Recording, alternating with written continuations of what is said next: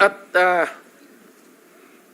kung tanungin mo ako, sir, na may pinatay ako, hindi man ako ang iniimbestiga ngayon. So, hindi ako magsabi ng totoo. Mag-line na lang ako kay... Di ako na lang po magtatanong, meron na ba ho kayong pinatay, Ginoong Pangulo? Sir, may may moment, lalo na sa yung outrage.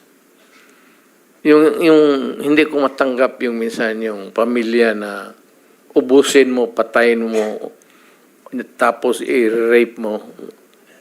Mukhang sa akin yan, sir, talagang nawiwirla ako. Masyadong ang fuse ko dyan, mainit talaga ako.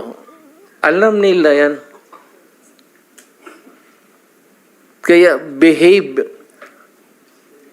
Sir, ito tanongin mo, prangka-prangka. Nandito, or citizens of this country, anong pinaka-safe na city for the longest time hanggang ngayon? Tanungin ko kayo. Noong panahon po ng tatay ko, San Juan po. Kasi sir, binaback-upan ako ng tatay mo.